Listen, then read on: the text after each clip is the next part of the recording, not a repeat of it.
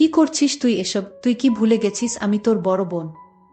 আপু, আমি আজ তোমার কোনো কথাই শুনব না। রাতুল, তুই আমার ভাই, আর ভাই বোন কখনো এসব করতে পারে না। চুপ থাক, তুই আমার বোন হ, আর যাই হ, আজ আমার মাথা নষ্ট। আমি আজ কোনো বাধা মানব না। তারপর আমি আমার ছোট ভাইয়ের কাছ থেকে কিছুতেই রেহাই পেলাম না।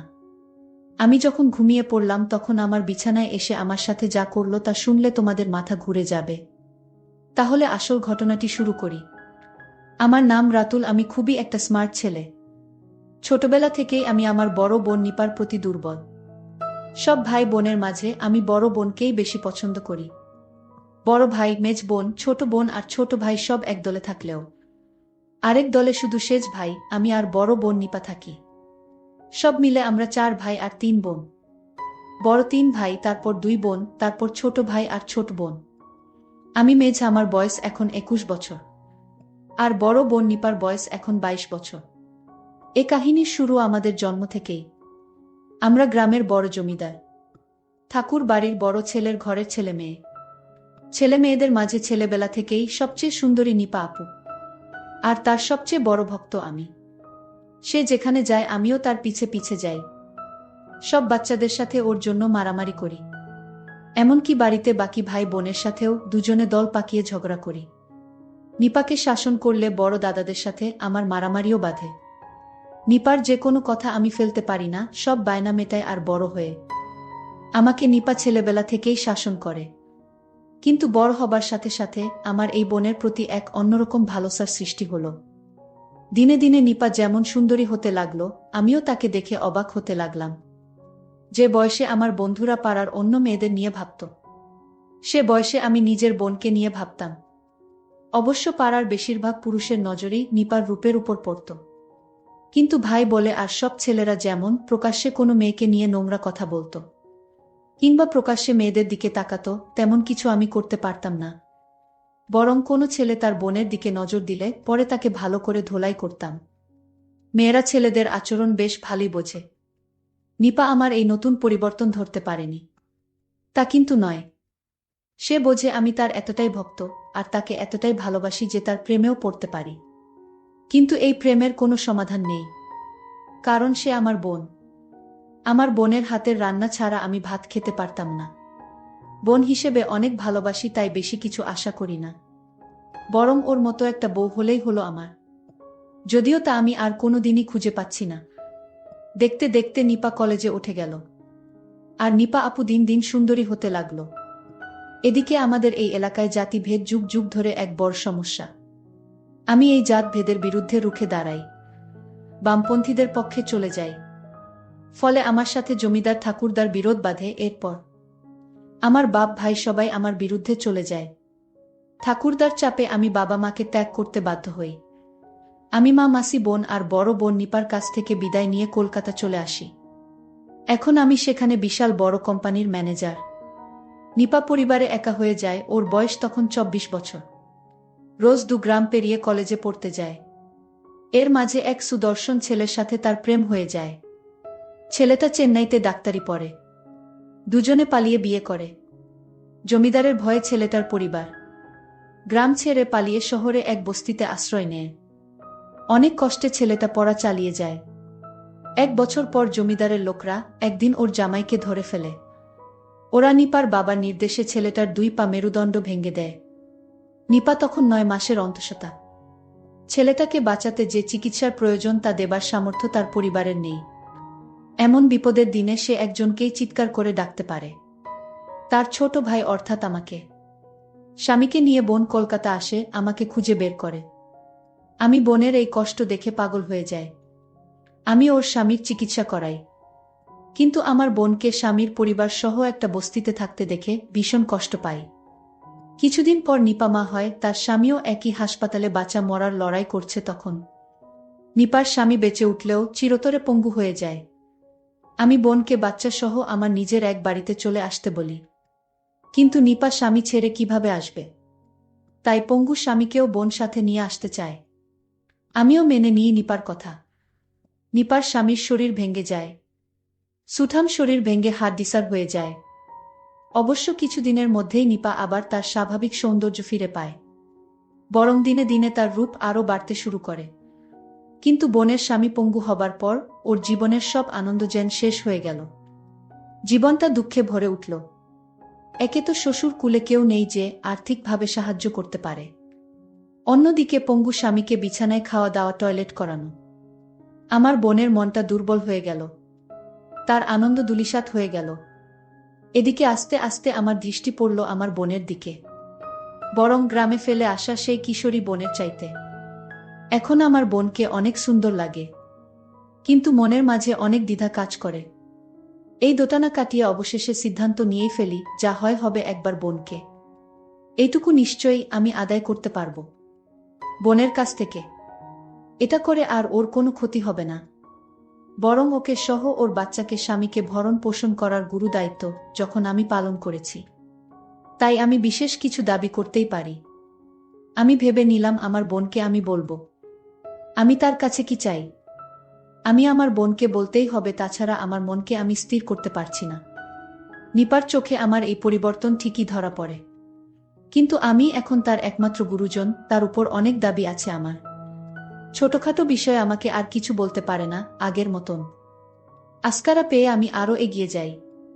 নিপা কোনো মতে স্বাভাবিক আচরণ করে। পঙ্গু স্বামীর ঘরে রোগীর ঘরের মতো দুর্গন্ধ, সুস্থ মানুষ এ ঘরে থাকতে পারে না, আর বাচ্চা থাকলে অসুস্থ হয়ে যাবে। একদিন আমি সে ঘরে গিয়ে তা টের পেলাম। তারপর বাচ্চাটাকে নিয়ে অন্য ঘরে শুতে বললাম নিপাকে। ওর স্বামীর জন্য বিশেষ বেডের ব্যবস্থা করা হলো। নিপা যে ছোট ঘরে বাচ্চাটাকে নিয়ে থাকতে শুরু করল, তার পাশেই আমার বড় স্টুডিও বেডরুম। মাঝে মধ্যে বোনকে ডেকে এনে দুজনে একসাথে টিভি শো দেখি। তখন বোনকে বলি আমি তোমার কাছে থেকে কিছু চাই, সেই সুযোগের অপেক্ষায় থাকি। এভাবে ধীরে ধীরে 6 মাস পর নিপার জীবন থেকে তার স্বামী রোগে আরও দূরে সরে গেল, একটা বোঝায় পরিণত হল। বোনের স্বামী এখন একেবারে বিছানা থেকে উঠতে পারে না, দিন দিন রোগে দুর্বল হয়ে গেছে। আমার বোন তখন অসহ্য যন্ত্রণায় ভুগতে থাকে। একদিন বোনকে নিয়ে টিভি দেখতে দেখতে আমি বোনকে বললাম, বোন আমার একটা কথা রাখবে। সে বল, কি কথা? আমি বললাম, আমি ছোটবেলা থেকেই তোমাকে অনেক ভালোবাসি, আর এখন তোমার অনেক কষ্ট, সেটা আমি সহ্য করতে পারছি না। বোন বলল, আমার কপালে যা আছে তাই হবে। আমি বললাম, তোমাকে এভাবে কষ্টে আমি রাখতে পারি না। আমার বোন তখন বলল, এখন কি করতে চাস? আমি বললাম, তোমার স্বামী তো এখন বেঁচে থেকেও নেই, এখন তুমি সব কিছু থেকে বঞ্চিত। আর তাই বলছিলাম, তুমি তোমার স্বামীর সাথে রাতে যা করো আমিও তা করতে চাই। এই কথা শোনার পর বোন ঘর থেকে বেরিয়ে বাচ্চার কাছে চলে গেল। আমার খুব খারাপ লাগলো, নিজেকে খুব ছোট মনে হতে লাগলো। আমার বোনের প্রতি আমার যে দুর্বলতা হয়েছে, যে কোনো সময় একটা অঘটন ঘটাতে পারি, এই ভেবে আমি চিন্তিত হয়ে গেলাম। বোন না চাইলে তাকে কষ্ট দিয়ে আমি কিছুতেই সুখে থাকতে পারবে না। পরদিন বোনকে সরি বলবো, তার সাথে কথা বলবো ঠিক করলাম। কিছুদিন পর আমি বললাম, দেখ, এভাবে তোর জীবনটা একটা পঙ্গু স্বামীর জন্য নষ্ট করার কোনো মানে হয় না। তুই তোর স্বামীকে ওর বাবা মার কাছে দিয়ে আয়, দেখাশোনার জন্য টাকা পয়সা যা লাগে প্রতি মাসে আমি দেব। আর আমি যেহেতু তোকে মাঝে মধ্যে জ্বালাতন করি, তোর ভালো না লাগলে তুইও গ্রামে ঠাকুরদা বাবা মার কাছে ফিরে যেতে পারিস, তাতে তোর ভালোই হবে। নিপা বলল, আর আমার বাচ্চাটার কি হবে? আমি ওকে গ্রামে নিয়ে যাবি তোর সাথে? নিপা, না না, বাবা মা ওকে অনাথ আশ্রমে দিয়ে দেবে, তারপর আমাকে আরেকটা বিয়ে দেবে। আমি, সেটা খারাপ হবে না, যেভাবে আছিস তার চাইতে ভালো থাকবি। অনাথ আশ্রম থেকে ওকে নিশ্চয়ই বড় কোনো দম্পতি দত্তক নেবে। নিপা, আমি হয়তো ভালো থাকবো, আমার বাচ্চার জীবনটা নষ্ট হয়ে যাবে। খারাপ কোনো লোক নিয়ে চাকর বাকর বানালে কি হবে? আমি সেটা ভাবিনি। আমি আরেকটু বড় হোক, তারপর ভাবা যাবে। নিপা, আমি এখানে থাকাতে তোর খুব অসুবিধে হচ্ছে তাই না রাতুল? অনেক টাকা খরচা হচ্ছে। আমি, না না, তুই যা ভাবছিস তা না। তুই এখানে থাকলে আমি খুশিই হব, কিন্তু আমার ব্যবহারে তুই কষ্ট পাস এটা আমি চাই না। নিপা, তুই একটা বিয়ে কর না রাতুল। আমি হঠাৎ এই কথা শুনে কাশতে লাগলাম। আমি কেন বিয়ে করব? কেন অন্য কোনো মেয়ে এসে তোকে এভাবে বাচ্চা আর স্বামী নিয়ে নিজের সংসারে থাকতে দেবে ভেবেছিস? নিপা বলল, আমি চলে যাব গ্রামে, বাচ্চাটা কাউকে দিয়ে দেব। সুন্দরী একটা বউ হলে তখন আমাকে না জ্বালিয়ে ওকে জ্বালাবি তুই। আমি চলে যাব, বাচ্চাকে দিয়ে দেব বললেই হলো, এত সহজ? যত সব বাজে কথা। অন্য মেয়েকে দিয়ে আমার হবে না, আমার শুধু তোকে চাই। তুই কি পাগল হয়েছিস? আমি আর তুই ভাই বোন। ভাই বোনের মধ্যে এসব হয় না। হে, আমি পাগল হয়ে গেছি। আমি ছোটবেলা থেকেই আমি তোমাকে অনেক ভালোবাসি। ভাই এসব কেউ বলে না লক্ষ্মী ভাই আমার। তোকে আমি খুব সুন্দর দেখে একটা বিয়ে করাবো। তাও ভাই তুই এখন এসব বলিস না। তুই আমার ভাই। আমি মানি না ভাই আর বোন হোক, আমি তোকেই চাই। নিপা বলল, কি যে বলিস না তুই রাতুল। আমাকে দিয়ে তোর বউয়ের কাজ হবে নাকি? বিয়ে তো একদিন তোকে করতেই হবে। আমি অনেক হয়েছে নে, বিয়ে যেদিন করব সেদিন দেখা যাবে। করছি না তাই তুই তোর বাচ্চাটা নিয়ে এখানে ভালোই আছিস। খাল কেটে কুমির আনার দরকার কি তোর? তোর চাইতে সুন্দরী কোনো মেয়ে আছে নাকি যে বিয়ে করব? নিপা ধ্যাত, দেখ রাতুল, আমার সাথে অমন অসভ্য কথা বলবি না। নিপা লজ্জা পেয়ে অথবা রাগ করেই ঘর ছেড়ে বেরিয়ে গেল। ছোট ভাইয়ের এই আবদার আমার আর ভালো লাগে না। আমি যে এখন কি করি? পরদিন রাতুল অফিস থেকে ফিরে বোনের ঘরে গেল খাবার দিতে বলবে বলে। আমি খাবার দে নিপা। নিপা আসছি রাতুল, বাচ্চাটাকে ঘুম পাড়িয়ে। তারপর বোন আমাকে খাবার দিল। খাবার পর আমি বোনকে আমার ঘরে আসতে বললাম। বিছানায় শুয়ে কি করতে বলবো সেটা ভাবতে লাগলাম। আমি বললাম, আমার মাথাটায় আজ প্রচণ্ড ব্যথা, আমার মাথাটা একটু মালিশ করে দিবা। আমি আমার ভাইয়ের মাথায় মেসেজ করে দিচ্ছিলাম। ভাই তখন বলল, বোন তোর হাতে জাদু আছে। তুই আমার মাথাটা একটু মালিশ করে দিতেই মাথার ব্যথা চলে গেছে। তারপর আমি ঘুমিয়ে গেলাম। রাত যখন 2টা বাজে তখন আমার ঘুম ভেঙে গেল। আমি দেখলাম আমার বোন ঘুমিয়ে আছে। আমি আমার বোনকে দেখে আশ্চর্য হলাম। মনে হয় আল্লাহ নিজ হাতে তাকে বানিয়েছে। আমি আর কোনো কিছুই ভাবতে পারছি না। আল্লাহর সৃষ্টি কত সুন্দর। আমি আর কিছুই না ভেবে আস্তে আস্তে বিছানা থেকে উঠে বসলাম। আমি দরজাটা লক করতে ভুলে গেছিলাম, আর তাই দরজার কাছে গেলাম। দরজাটা লক করে আবার বিছানায় এসে বসলাম। তারপর আমি তার ঘনিষ্ঠ হতে শুরু করলাম। বোন তখন বিছানা থেকে উঠে আমায় বলল, কি তুই এখনো ঘুমাসনি? আমি বোনকে বললাম, আমার কিছুতেই ঘুম আসছে না। আমার বোন বলল, তাহলে কি করলে তোর ঘুম আসবে শুনি? আমি বললাম, আমি তোমাকে বউ হিসেবে দেখতে চাই, তাহলেই আমার ঘুম হবে। ঠিক আছে, তুই জানতে কি না জানিস না, আমি তোর আপন বোন না। আমাকে অনাথ থেকে তোর বাবা নিয়ে আসছিল। তোর বাবা একজন দয়ালু মানুষ, আর তাই আমাকে একদিন রাস্তায় কান্না করতে দেখে আমায় তোদের বাড়িতে নিয়ে আসে। আমার বয়স তখন 5 কি 6 হবে। আমার মা বাবাকে আমি জানতাম না, আর তাই তো আমি আমার বাচ্চাকে ছেড়ে আমি নতুন বিয়ে করতে পারবো না। তাকে অনাথে দিতে পারবো না। অনাথে থাকার কষ্ট আমি বুঝি, কারণ আমি অনাথে ছিলাম। আর তাই আমিও তোকে চাই। তুই আমার পাশে থাকলে আমার সন্তানটাকে মানুষ করতে পারবো। আর তাই তোর প্রস্তাব আমি মেনে নিলাম। বন্ধুরা, আজকের গল্পটি কেমন লাগলো তা অবশ্যই কমেন্ট করে জানাতে ভুলবেন না। আর এরকম নতুন নতুন ভিডিও পেতে আমার চ্যানেলটিকে সাবস্ক্রাইব করে পাশে থাকবেন। ধন্যবাদ।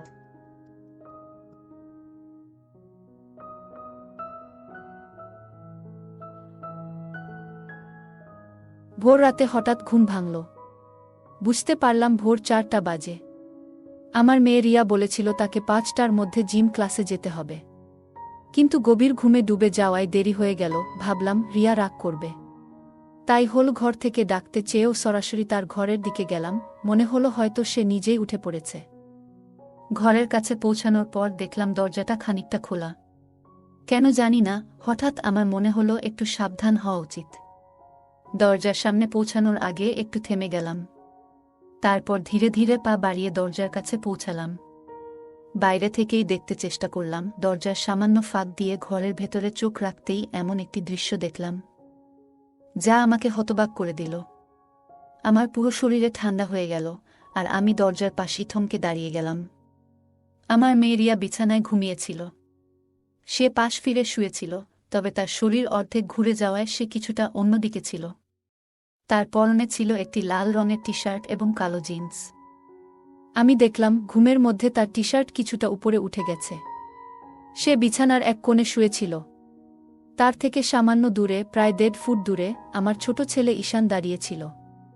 ঈশান এতটাই কাছে দাঁড়িয়েছিল যে সে রিয়াকে পুরো দৃষ্টিতে পর্যবেক্ষণ করছিল। কিন্তু সে শুধু তাকিয়েই ছিল না, যেন কিছু করার চেষ্টা করছিল।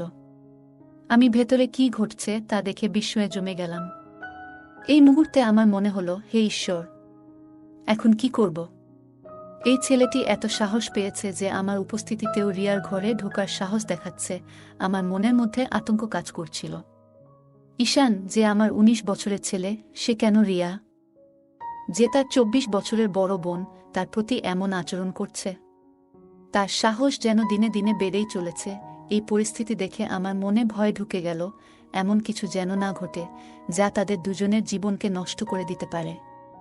আমি কখনোই ভাবিনি যে ঈশান এমন কিছু করতে পারে। তবে এখন সে বড় হচ্ছে, আর তার আচরণ আমাকে চিন্তিত করে তুলছিল। আমি আগে কখনো ঈশানের এমন আচরণের দিকে তেমন মনোযোগ দিইনি। তবে সময়ের সঙ্গে সঙ্গে লক্ষ্য করলাম সে যেন রিয়ার প্রতি একটু বেশি মনোযোগী হয়ে উঠেছে। রিয়া ছিল তার থেকে ৫ বছরের বড়। তার নিজের একটা ভিন্ন জীবন ছিল, কলেজ, বন্ধুবান্ধবের আলাদা এক জগৎ। তার সেই জগৎ ঈশানের থেকে একেবারেই আলাদা। তারা একসঙ্গে বেশিরভাগ সময় বাড়িতে থাকত, কিংবা আমাদের পুরো পরিবার একসঙ্গে কোথাও গেলে যেমনটা সাধারণ ভাইবোনেরা করে, তারাও একসঙ্গে মজা করত, একে অপরকে ঠাট্টা করত কিংবা ছোট ছোট দুষ্টুমি করত। রিয়া সবসময় তার সঙ্গে খুব স্বাভাবিক ও নির্ভীক আচরণ করত। সম্ভবত রিয়ার এই নির্ভীক আচরণই ঈশানের মনে তার প্রতি এক অদ্ভুত আকর্ষণ তৈরি করেছিল। ধীরে ধীরে ঈশান রিয়ার আরও কাছাকাছি যাওয়ার চেষ্টা করতে শুরু করল। তবে রিয়া ছিল তার নিজের জগতে মগ্ন। তার এই ব্যস্ততার কারণে সে কখনো বুঝতেই পারেনি যে ঈশান তাকে একটু অন্যভাবে দেখছে। ঈশান প্রায় রিয়ার দিকে তাকিয়ে থাকত, বিশেষ করে যখন সে মনোযোগ দিয়ে কিছু করত বা নিচু হয়ে কোনো কাজ করত। ঈশানের দৃষ্টি এমন ছিল যেন সে সেই মুহূর্তগুলো গভীরভাবে উপভোগ করছে। মজার ছলে মাঝে মাঝে সে রিয়ার কাছে আসার চেষ্টা করত এবং আলাপের ছলে একটু বেশি ঘনিষ্ঠ হয়ে পড়ত। তবে কিছু সময়ে ঈশানের আচরণ সীমার বাইরে চলে যেত। সে এমন কিছু করত যা রিয়াকে অস্বস্তিতে ফেলে দিত। প্রথমে বিষয়টি রিয়ার নজরে আসেনি, কিন্তু ধীরে ধীরে তার আচরণে কিছু অস্বাভাবিকতা ধরা পড়ে। রিয়া বিষয়টি বুঝতে পারার পর এ নিয়ে ভাবতে শুরু করে এবং তার পরবর্তী পদক্ষেপ নিয়ে সিদ্ধান্ত নেয়। প্রত্যেকবার এমন কিছু ঘটলে আমি নিজেকে খুব অপরাধী মনে করতাম। আমার নিজের সন্তান, আমার ছেলেই আমার মেয়ের প্রতি এমন আচরণ করছে, এটা খুবই লজ্জাজনক ছিল। আমার পক্ষে এটা সহ্য করা কঠিন হয়ে পড়েছিল। তবে ঈশানকে পুরোপুরি দোষারোপ করার আগেও আমার মনে দয়া জন্মাত। এই আধুনিক যুগে যেখানে টিভি, সিনেমা, ইন্টারনেট এবং মোবাইল ফোনের অতিরিক্ত প্রভাব রয়েছে, সেখানে এই ধরনের আচরণ না হওয়াটা কিভাবে সম্ভব? আমাদের সন্তানদের মনে এগুলোর প্রভাব পড়বে, এটাই স্বাভাবিক। তবে যা সবচেয়ে কষ্টদায়ক ছিল তা হল আমি এই ঘটনা দেখেও কিছুই করতে পারছিলাম না। নিজের সন্তানদের জন্য আমার অসহায়ত্ব আমাকে ভেতরে ভেতরে ধ্বংস করে দিচ্ছিল। আমি কখনো কল্পনাও করিনি যে ঈশান এমন কিছু করতে পারে। আমার স্বামী রাজেশ দিনরাত পরিশ্রম করেন আমাদের সন্তানদের একটি সুন্দর এবং সুখী জীবন দেওয়ার জন্য। যদি তিনি কখনো জানতে পারেন যে এই আধুনিক সময়ের প্রভাব ঈশানের মনকে এমনভাবে দূষিত করেছে, তাহলে তিনি নিশ্চয়ই প্রচণ্ড কষ্ট পাবেন। তবে তার কাছে এই বিষয় বলা আমার পক্ষে সম্ভব ছিল না। যদি তিনি এই ঘটনা জানতে পারেন, তাহলে তিনি ঈশানের মনস্তত্ত্ব বোঝার চেষ্টা না করে হয়তো রাগের বশে শাস্তি দেবেন বা তাকে বাড়ি থেকে বের করে দেবেন। এমনটি আমি কখনোই চাইনি। আমি ভেবেছিলাম রিয়াকে সামান্য ইঙ্গিত দিয়ে বিষয়টি জানানো উচিত, যাতে সে সতর্ক থাকতে পারে এবং ঈশানের সঙ্গে একটু সাবধানতার সঙ্গে আচরণ করতে পারে। তবে এর আরেকটি বিপদও ছিল। রিয়ার মনে যদি ঈশানের প্রতি ঘৃণা জন্মায়, তাহলে তাদের সম্পর্ক চিরতরে নষ্ট হয়ে যাবে। এমনকি যদি রিয়া রাগের মাথায় ঈশানকে কিছু বলে ফেলে, তাহলে ঈশানও রেগে গিয়ে কোনো ভুল সিদ্ধান্ত নিতে পারে, যা তাদের ভবিষ্যতের জন্য ভয়াবহ হতে পারে। আমি কোনোভাবেই তাদের ভাই বোনের পবিত্র সম্পর্কের মধ্যে ফাটল ধরাতে চাইনি। তাই রিয়াকে কিছু বলার পরিবর্তে আমি নিজের মতো করে পরিস্থিতি সামলানোর সিদ্ধান্ত নিলাম। আমি ঠিক করলাম ঈশানকে ঠিক পথে আনার জন্য সময়মতো তাকে বোঝানোর চেষ্টা করব। এখন থেকে যখনই আমি লক্ষ্য করতাম যে ঈশান চুপি চুপি রিয়ার দিকে তাকিয়ে আছে, আমি কোনো না কোনো অজুহাতে তাকে সেই জায়গা থেকে সরিয়ে দিতাম। এতে করে তার আচরণ অনেকটাই নিয়ন্ত্রণে আসত। তবে আজকের ঘটনা আমাকে আরও সচেতন করে তুলল। আমি বুঝলাম বিষয়টি নিয়ে আমাকে আরও সতর্ক হতে হবে এবং উপযুক্ত সময়ে সঠিক সিদ্ধান্ত নিতে হবে। ঈশানের সাহস দেখে আমি বুঝতে পারলাম যে আর দেরি করা ঠিক হবে না। যদি সময়মতো আমি কোনো ব্যবস্থা না নিই, তাহলে তার কাজ রিয়ার জীবনে বড় বিপদ ডেকে আনতে পারে। আমাকে কিছু একটা করতেই হবে, কিন্তু কিভাবে এ পরিস্থিতি সামাল দেব তা বুঝে উঠতে পারছিলাম না। আমার মনে হলো সঠিক পদ্ধতিতে তাকে বোঝালে সে স্বাভাবিক হতে পারে। তখন আমি যেটা ঠিক মনে করেছিলাম সেটাই করার সিদ্ধান্ত নিলাম। যদি আমি হঠাৎ করে রিয়ার ঘরে ঢুকে যাই তাহলে ঈশান ভয় পেতে পারে, আর রিয়া যদি তাকে এমন অবস্থায় দেখে ফেলে তাহলে সে আরও হতবাক হয়ে যেতে পারে। তাই আমি এমন কিছু করার সিদ্ধান্ত নিলাম যাতে ঈশান বুঝতে পারে যে আমি জেগে গেছি এবং তার ঘর ছেড়ে চলে যাওয়ার সময় এসেছে। এই ভাবনা থেকে আমি রান্নাঘরে গিয়ে ইচ্ছা করে একটি স্টিলের থালা ফেলে দিলাম। এতে বেশ বড়সড় শব্দ হলো। আমার প্রত্যাশামতো কিছুক্ষণের মধ্যেই আমি দেখলাম ঈশানের ছায়া পাশের পথ দিয়ে চলে যাচ্ছে। তার চলে যাওয়া দেখে আমি স্বস্তি পেলাম। এরপর আমি রিয়াকে ডাকার জন্য তার ঘরের দিকে এগোলাম। ঘরে ঢুকে দেখি রিয়া তখনও গভীর ঘুমে। এত বড় আওয়াজ হওয়ার পরেও সে উঠে বসেনি। এটা দেখে আমি অবাক হলাম। মনে হলো সে এতটাই গভীর ঘুমে থাকে যে ঈশান সহজেই তাকে দেখতে বা স্পর্শ করার সুযোগ পেতে পারে। শেষমেশ আমি তার কাছে গিয়ে তাকে সরাসরি জাগানোর সিদ্ধান্ত নিলাম। আমি রিয়াকে ডেকে জাগালাম। সে ঘুম থেকে উঠে আমার দিকে রাগের দৃষ্টিতে তাকালো এবং দেরি হওয়ার জন্য আমাকে দোষ দিল। এরপর সে দ্রুত বাথরুমে ঢুকে গেল। আমি আবার আমার কাজে মন দিলাম। কিছুক্ষণ পরে দেখলাম ঈশান আবার রিয়ার ঘরের দিকে যাচ্ছে। আমি ভাবলাম হয়তো রিয়া তখনও প্রস্তুতি নিচ্ছে। তাই আমি ঈশানকে থামানোর জন্য ইচ্ছা করে একটু শব্দ করলাম। শব্দ শুনে ঈশান বুঝতে পারল যে আমি তার দিকে আসছি। সে আমার দিকে তাকালো, কিন্তু লজ্জায় তার চোখ নিচের দিকে ঝুঁকে গেল। এরপর সে দ্রুত তার ঘরে চলে গেল। আমি অপেক্ষা করতে লাগলাম রিয়ার বাইরে আসার। কিছুক্ষণ পর রিয়া পুরোপুরি প্রস্তুত হয়ে বাইরে এলো এবং আমাকে বিদায় জানিয়ে চলে গেল। তখন আমি ঈশানকে ডেকে হলের দিকে নিয়ে আসতে চাইলাম, কিন্তু সে কোনো সাড়া দিল না। তখন আমি তার ঘরের দিকে গেলাম এবং দেখলাম সে ঘরে নেই। এরপর শুনতে পেলাম সে বাথরুমে আছে।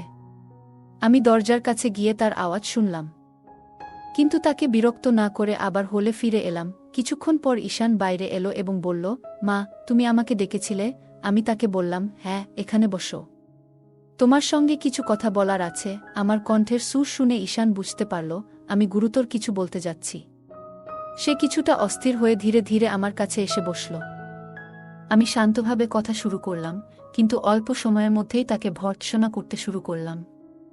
আমি রিয়ার ঘরে তার গোপনীয়তায় হস্তক্ষেপ করার বিষয়ে সরাসরি কিছু বলিনি, তবে ইঙ্গিত করলাম। আমি তাকে বোঝালাম যে আমি তার এমন আচরণ আগেও লক্ষ্য করেছি। ঈশান দ্রুত বুঝতে পারল যে তার কাজ আমার চোখে ধরা পড়েছে। ভয়ে তার মুখ শুকিয়ে গেল। আমি আরও কড়া সুরে বললাম, যদি সে আবার এমন কিছু করে, আমি তার বাবাকে সব বলে দেব। এই কথা শুনে ঈশান কেঁদে ফেলল এবং বলল, মা, প্লিজ, এমন কিছু করো না, আমাকে মাফ করে দাও। সে বারবার আমার কাছে ক্ষমা চাইতে লাগল এবং প্রতিশ্রুতি দিল যে সে আর কখনো এমন কিছু করবে না। সে আমার পা ধরে বলতে লাগল, আর কখনো এমন হবে না, একবার আমায় সুযোগ দাও। আমি তার আচরণ দেখে বুঝলাম সে তার ভুল বুঝতে পেরেছে। আমি তাকে শান্তভাবে বোঝালাম সে যা করছিল তা কতটা ভুল এবং এর ফল কত ভয়াবহ হতে পারত, আর যদি কেউ জানতে পারে তাহলে কতটা অসম্মান হবে। শেষমেশ আমি তাকে এই প্রতিশ্রুতি নিতে বাধ্য করলাম যে সে আর কখনো এমন কাজ করবে না। তারপর আমি তাকে আর বকাবকি করিনি। আমার মনে হলো সে এবার বুঝতে পেরেছে এবং এমন কিছু আর করবে না। এরপর সে পুরোপুরি শান্ত হয়ে গেল এবং আমি তাকে আর কখনো রিয়াকে দেখতে দেখিনি। এতে আমি নিশ্চিত হলাম যে সে তার ভুল বুঝতে পেরেছে এবং নিজেকে সংশোধন করেছে। এরপর প্রায় 1 মাস আমি তার থেকে একটু দূরত্ব বজায় রাখলাম এবং খুব কম কথা বললাম, যাতে সে বুঝতে পারে যে সে যা করছিল তা ভুল ছিল। ধীরে ধীরে সবকিছু স্বাভাবিক হয়ে গেল। আমরা আবার আগের মতো হাসিমজার সঙ্গে কথা বলা শুরু করলাম। সবকিছু আগের মতোই সুন্দরভাবে চলতে লাগল, কিন্তু একদিন আমি তাকে আবার রিয়াকে দেখতে ধরে ফেললাম। যদিও সে এবার বেশ সতর্ক ছিল, তবুও আমি লক্ষ্য করলাম। তখন আবার আমার রাগ হতে শুরু করল, কিন্তু এইবার আমি আগের মতো তাকে বকাঝকা করিনি, কারণ তার প্রতি আমার চিন্তা বাড়ছিল। সে আমাকে বলেছিল যে তার একটি প্রেমিকা আছে এবং সে তার বন্ধুদের সঙ্গে সময় কাটায়। তবু কেন সে রিয়াকে এভাবে দেখার প্রয়োজন বোধ করল তা আমার মাথায় আসছিল না। তখন আমি ঠিক করলাম এই বিষয়ে আমি আবার তার সঙ্গে কথা বলবো। 3 দিন পর দুপুরে আমরা দুজন বাড়িতে একা ছিলাম। সে তার ঘরে ছিল আর আমি আমার ঘরে বিশ্রাম নিচ্ছিলাম। আমি ভাবলাম এখনই সময় এই বিষয়ে কথা বলার। আমি তার ঘরের দিকে গেলাম। দরজা বন্ধ ছিল। আমি দরজা খোলার চেষ্টা করলাম, কিন্তু সেটি ভেতর থেকে লক করা ছিল। আমি দরজায় নক করলাম এবং তাকে ডাকলাম। সে ভেতর থেকে সাড়া দিল এবং দরজা খুলে দিল।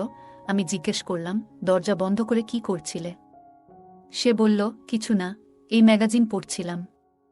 তারপর সে বিছানার পাশে থাকা একটি ম্যাগাজিন দেখালো। আমি মনে মনে ভাবলাম, যদি সে সত্যিই ম্যাগাজিন পড়ছিল, তবে দরজা লক করার কি প্রয়োজন ছিল? নিশ্চয়ই অন্য কিছু হচ্ছিল।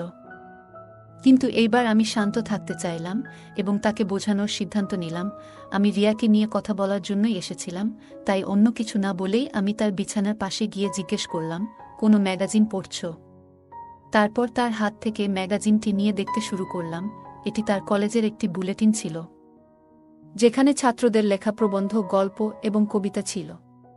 আমি ম্যাগাজিনটি তাকে ফেরত দিয়ে জিজ্ঞেস করলাম, কোনটা পড়ছিলে এতে? ম্যাগাজিন খুলে সে একটি প্রবন্ধ দেখিয়ে বলল, এইটা পড়ছিলাম। আমি বললাম, ঠিক করে বলো তো, কি আছে এতে? তারপর আমি তার পাশে বিছানায় একটু জায়গা নিয়ে শুয়ে পড়লাম। আমার ছেলে বিছানায় চিত হয়ে শুয়েছিল, আর আমি তার পাশে শুয়ে থেকে সেই প্রবন্ধটি দেখতে লাগলাম। আমরা একসঙ্গে সেই প্রবন্ধটি পড়তে শুরু করলাম। ঈশান বলল, এতে আর কিছু মজার নেই। তুমি কি পড়তে চাও? তারপর সে ম্যাগাজিনটি আমার হাতে দিয়ে দিল। আমি বিছানার কিনারায় শুয়ে বললাম, মনে হচ্ছে পড়তে পড়তে পড়ে যাব। এই কথা বলতেই ঈশান তাড়াতাড়ি আমাকে ধরে ফেলার জন্য হাত বাড়াল, কিন্তু অসাবধানতাবশত তার হাত আমার বুকের উপর পড়ে গেল। এরপর সে অন্য হাতে আমার কবজি ধরে আমাকে উপরে টেনে তুলল। তার এই আচরণে আমার মধ্যে এক অদ্ভুত শিহরণ জেগে উঠল। ঈশানও খুব বিব্রত দেখাচ্ছিল। সে মুখে বলল, মা, আমি হেসে বললাম, আরে কোনো ব্যাপার না, বরং তোমাকে ধন্যবাদ বলা উচিত। তুমি যদি আমাকে না ধরতে, তাহলে আমি পড়ে যেতাম। আমার কথায় ঈশানও হেসে উঠল আর পরিবেশ হালকা হয়ে গেল। আমি তাকে বললাম, এবার এটা আমাকে পড়ে শোনাও। ছোট অক্ষর আমার ভালো দেখা যায় না। ঈশান ম্যাগাজিন নিয়ে পড়া শুরু করল। তাকে আরামদায়ক করতে আমি তার মাথা নিচে আমার হাত রাখলাম এবং সে পড়তে লাগল। সে আমাকে আরও কাছে টেনে নিয়ে প্রবন্ধটি পড়ে শোনাল। তারপর বলল, এখন বাকিটা তুমি পড়ো। আমি ম্যাগাজিনটি হাতে নিয়ে পরের পৃষ্ঠা উল্টাতে শুরু করলাম। ঈশান আমার কাছেই শুয়েছিল। একটি পৃষ্ঠায় থেমে আমি মন দিয়ে পড়তে শুরু করলাম। কিছুক্ষণ পরে আমি একটু অস্বাভাবিকতা অনুভব করলাম। দেখি ঈশানের একটি পা আমার পায়ের উপর রয়েছে এবং সে একটু নড়াচড়া করছে। প্রথমে বুঝতে পারিনি, কিন্তু যখন ভালো করে খেয়াল করলাম, তখন ব্যাপারটা পরিষ্কার হলো। আমি ভাবলাম, সে তো ম্যাগাজিন পড়ছিল, তবু এমন কেন হলো? নিচে তাকিয়ে দেখলাম তার হাত আমার কোমরের কাছে ছিল। তখন মনে পড়ল, যখন সে আমাকে পড়ে যাওয়া থেকে ধরেছিল, তখন তার আঙুল আমার কোমরের কাছে আটকে গিয়েছিল। এটা মনে করে আমি কিছুটা অস্বস্তি বোধ করলাম। আমি আস্তে করে ঈশানের মুখের দিকে তাকালাম। তার চেহারা সম্পূর্ণ শান্ত। আমি ভাবছিলাম, সে কি ভাবছে? নিজেকে শান্ত রাখলাম এবং আবার ম্যাগাজিন পড়তে শুরু করলাম।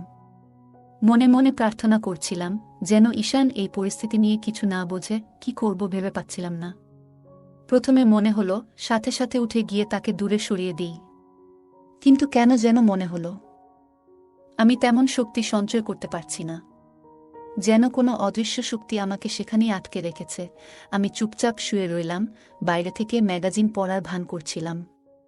সময় যেন থমকে গিয়েছিল। কয়েক মিনিট কেটেছে, কিন্তু মনে হচ্ছিল যেন কয়েক ঘন্টা পার হয়েছে।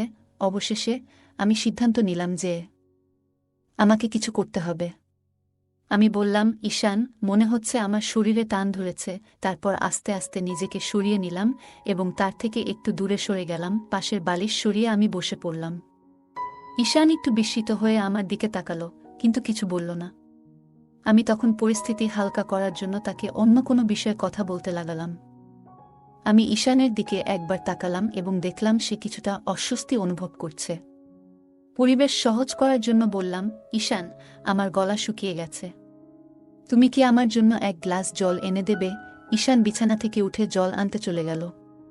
সে রুম থেকে বেরোতেই আমি কিছুটা স্বস্তি অনুভব করলাম এবং মনে হলো তাকেও নিজের আবেগ সামলানোর সুযোগ দেওয়া হলো। যখন সে জল নিয়ে ফিরে এলো, আমি তার দিকে তাকালাম এবং দেখলাম সে এখন অনেকটা স্বাভাবিক হয়েছে। আমি তার কাছ থেকে জল নিয়ে এক নিঃশ্বাসে পান করলাম। এতে আমি কিছুটা আরাম পেলাম। ঈশান গ্লাসটি নিয়ে একপাশে রেখে আবার বিছানায় এসে আমার পাশে বসল। আমরা হালকা ফুলকা বিষয় নিয়ে কথা বলতে শুরু করলাম। এরপর আমি রিয়াকে নিয়ে তার সঙ্গে কথা বললাম। আমি জানতে চাইলাম কেন সে আবার রিয়াকে দেখছে। ঈশান প্রথমে অস্বীকার করল, কিন্তু আমি তাকে উদাহরণ দিয়ে বোঝালাম কিভাবে আমি তাকে রিয়াকে দেখে ফেলেছিলাম। সে তোমার বড় বোন হয়, তুমি কিভাবে এমন কাজ করতে পারো? অবশেষে ঈশান স্বীকার করল যে আমার ভুল বোঝাবুঝি হয়েছে এবং সে কিছু ভুল করেনি। আমি হেসে তাকে হালকা সতর্ক করলাম যেন ভবিষ্যতে এমন কিছু না করে। সে হেসে প্রতিশ্রুতি দিল এবং আমরা অন্য বিষয়ে কথা বলতে শুরু করলাম। কিছুক্ষণ পরে আমি বললাম, এবার আমার যাওয়া উচিত। তারপর আমি তার রুম থেকে বেরিয়ে এসে নিজের রুমে চলে গেলাম। নিজের ঘরে ফিরে এসে আমি বিছানায় বসে সেই ঘটনাগুলি নিয়ে ভাবতে লাগলাম। পুরো বিষয়টি নিয়ে আমি কিছুতেই স্পষ্ট ধারণা পাচ্ছিলাম না। তারপর আমি আয়নার সামনে দাঁড়িয়ে নিজেকে দেখতে লাগলাম এবং ভাবলাম, এই ঘটনার পেছনে কি আমার কোনো দায় আছে? উত্তরটা মনে এলো, হ্যাঁ, সম্ভবত ঈশানের আচরণ আমার প্রতি তার আকর্ষণকে নির্দেশ করছে। এই চিন্তা আমাকে একটা নতুন দিশা দেখালো। আমি বুঝতে পারলাম ঈশানের মনোযোগ আমার মেয়ে রিয়ার দিক থেকে সরাতে হবে। কিভাবে এটা সম্ভব তা নিয়ে ভাবতে ভাবতে আমার মনে এক অদ্ভুত উত্তেজনা জাগল।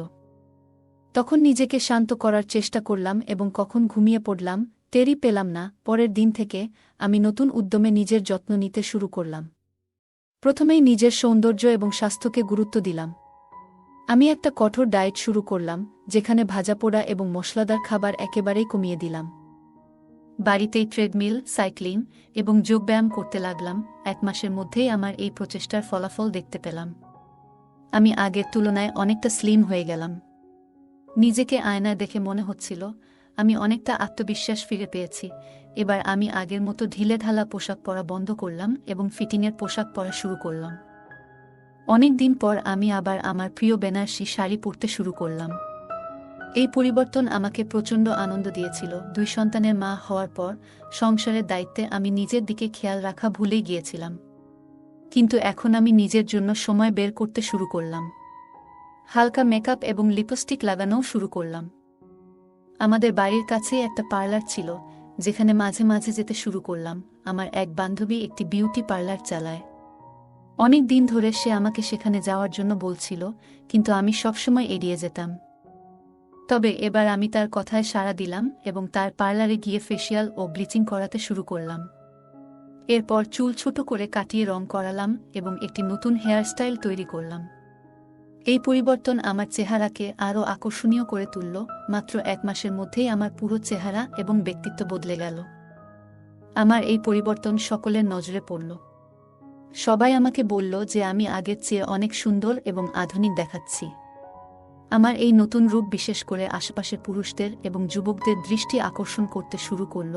যখনই আমি বাইরে যেতাম, লোকেরা আমাকে দেখে প্রশংসা করত, আর এতে আমার ভীষণ আনন্দ হতো। বাজারে গেলে অনেকের দৃষ্টি আমার দিকে থাকত এবং আমি এটি উপভোগ করতাম। আমার এই পরিবর্তনের সবচেয়ে বড় প্রভাব পড়ল আমার ছেলে ঈশানের উপর। প্রথমে সে বলতো, মা, তুমি এখন কত আলাদা দেখাচ্ছ, কিন্তু তারপর আমি লক্ষ্য করলাম সে আমাকে সেই একই দৃষ্টিতে দেখতে শুরু করেছে যেভাবে সে রিয়াকে দেখত।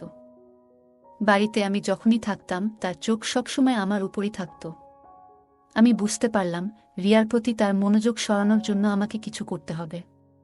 আমি ধীরে ধীরে তার সাথে বেশি সময় কাটাতে শুরু করলাম এবং তার কাজে সাহায্য করতাম। তার দৃষ্টি আকর্ষণ করতে আমি আরও যত্ন নিতে শুরু করলাম। প্রথমে আমার নিজেরই কিছুটা অস্বস্তি লাগছিল, কিন্তু পরে মনে হলো এই সমস্যার সমাধান করতে আমাকে সাহসী হতে হবে। আমি ঈশানের মন থেকে রিয়াকে সরিয়ে নিজের জন্য জায়গা করার সিদ্ধান্ত নিলাম। এই পরিবর্তন আমার নিজের মধ্যেও আত্মবিশ্বাস বাড়িয়ে তুলল। যখনই বুঝতাম ঈশান আমাকে দেখছে, তখন নিজেও মজা পেতাম। এমনকি আমি যখন কিছু করতাম, তখন ঘরের দরজা খানিকটা খোলা রাখতাম, যাতে সে আমাকে দেখতে পায়। সকালে যদি ঈশান বাড়িতে থাকত, তখন সে সাধারণত দরজার কাছাকাছি থাকত। আমি যখন স্নান সেরে বের হতাম, তখন আমি ইচ্ছে করেই একটু বেশি সময় নিতাম যাতে সে আমাকে দেখতে পায়। যখন আমরা একসাথে টিভি দেখতাম বা গল্প করতাম, তখন আমি তাকে কাছে ডেকে নিতাম এবং তার সঙ্গে মজা করতাম। আমি তার কলেজের সহপাঠীদের এবং সিনেমার নায়িকাদের সম্পর্কে গল্প করার জন্য কথার প্রসঙ্গ তুলতাম। ধীরে ধীরে সে আমার সঙ্গে আরও খোলামেলা হতে শুরু করল এবং আমিও তার সঙ্গে কথা বলতে ভালো লাগতে শুরু করল। ঈশান এখন আমাকে সেই দৃষ্টিতে দেখতে শুরু করল যেভাবে সে অন্যদের দেখত। যখন সে তার ঘরে থাকত তখন আমি মাঝে মাঝে দরজার বাইরে দাঁড়িয়ে তার ভেতরের কথা শুনতাম। একদিন দুপুরে আমি বাইরে থেকে ফিরে এলে দরজা খুলল ঈশান। রিয়া তখন ডান্স ক্লাসে গিয়েছিল এবং বাড়িতে শুধু আমরা দুজন ছিলাম। আমি বাইরে থেকে ক্লান্ত হয়ে এসে সোফায় গিয়ে শুয়ে পড়লাম। যদিও আমার চোখ বন্ধ ছিল, আমি তাকে পাশের সোফায় বসে টিভি দেখতে দেখছিলাম। আমি যখন স্নানের প্রস্তুতি নিতে উঠে দাঁড়ালাম তখন সে শান্তভাবে আমার দিকে তাকিয়ে রইল। আমি ধীরে ধীরে তাকে দেখলাম এবং তারপর নিজের দিকে মনোযোগ দিলাম। এভাবে আমাদের প্রতিদিনের ছোট মুহূর্তগুলো ধীরে ধীরে আরও গভীর হয়ে উঠল। আজ আমি বিশেষভাবে কিছু পরিকল্পনা করেছিলাম। নিজের ঘরে গিয়ে দরজাটা হালকা খুলে রাখলাম, যেন বাইরে থেকে কেউ ইচ্ছে করলে দেখতে পারে। আমি খুব ক্লান্ত ছিলাম, তাই শাওয়ার নেওয়ার সিদ্ধান্ত নিলাম। ধীরে ধীরে আমি প্রস্তুতি নিচ্ছিলাম এবং শাওয়ার সেরে নিজেকে সতেজ অনুভব করলাম। শাওয়ার শেষে যখন বের হলাম তখন বুঝতে পারলাম কেউ না কেউ নিশ্চয়ই আশেপাশে রয়েছে। নিজের ঘরে ফিরে এসে আমি আয়নার সামনে দাঁড়ালাম। আমার পরিবর্তন নিজেই লক্ষ্য করলাম এবং ভাবলাম এই পরিবর্তন শুধু নিজের জন্য নয়, অন্যদের জন্য অনুপ্রেরণাদায়ক হতে পারে। কিছুক্ষণ পর ঈশান এসে বলল, মা, তুমি অনেক সুন্দর লাগছ। আমি তার কথা শুনে হেসে বললাম, তুমি কি কখনো ভেবেছিলে আমি এমন পরিবর্তন আনতে পারব? ঈশান মাথা নাড়ল এবং বলল, না মা, কিন্তু তুমি সত্যিই অসাধারণ লাগছ। তার কথা শুনে আমার মন ভরে উঠল। আমি তাকে কাছে ডেকে বললাম, জীবনে পরিবর্তন আনা খুব গুরুত্বপূর্ণ। আর এই পরিবর্তন শুধু নিজের জন্য নয়, অন্যদের জন্যও হতে পারে। আমি চেয়েছি তুমি নিজেকে ভালোবাসতে শেখো এবং নিজের যত্ন নেওয়া কতটা প্রয়োজন তা বুঝতে পারো। এরপর আমাদের সম্পর্ক আরও গভীর হল। আমরা একে অপরের সঙ্গে খোলামেলা কথা বলতে শুরু করলাম এবং জীবনের ছোট ছোট মুহূর্তগুলো উপভোগ করতে শিখলাম। আমাদের এই যাত্রা আমাদের আরও কাছাকাছি নিয়ে এলো এবং আমরা একে অপরের মর্ম বুঝতে পারলাম। বন্ধুরা, কেমন লাগল আজকের এই গল্প? কমেন্ট করে জানাবেন। গল্পটি ভালো লাগলে লাইক এবং শেয়ার করুন। আরও নতুন নতুন গল্প পেতে আমাদের চ্যানেলটি সাবস্ক্রাইব করুন এবং বেল আইকনটি অন করতে ভুলবেন না। ধন্যবাদ।